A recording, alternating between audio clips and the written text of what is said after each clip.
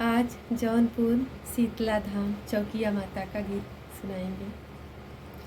जौनपुर शीतला धाम चौकिया मैया विंध्याचल वाली के, शेरा वाली के चलना दरबार पहाड़ा वाली के, शेरा वाली के चलना दरबार पहाड़ा वाली के।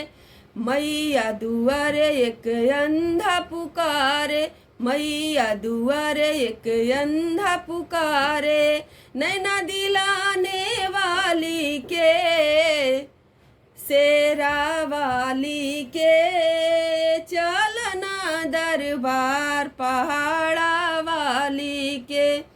जौनपुर शीतला धाम चौकिया माई विंध्याचल वाली के, शेरा वाली के चलना दरबार पहाड़ा वाली के।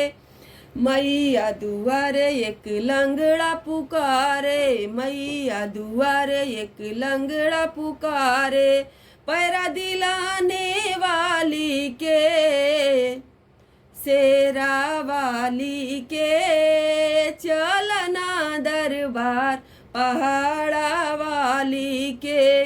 मैया दुआरे एक निर्धन पुकारे, मैया दुआरे एक निर्धन पुकारे, संपत्ति दिलाने वाली के, कि शेरा वाली के चलना दरबार पहाड़ा वाली के। जौनपुर शीतला धाम चौकिया माई विंध्याचल वाली के, शेरा वाली के चलना दरबार पहाड़ा वाली के।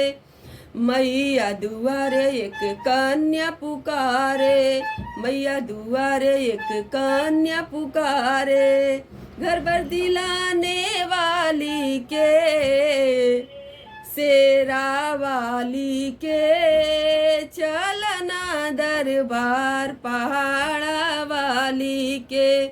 मैया दुआरे एक बालक पुकारे, मैया दुआरे एक बालक पुकारे, विद्या दिलाने वाली के, शेरा वाली के चलना दरबार पहाड़ा वाली के।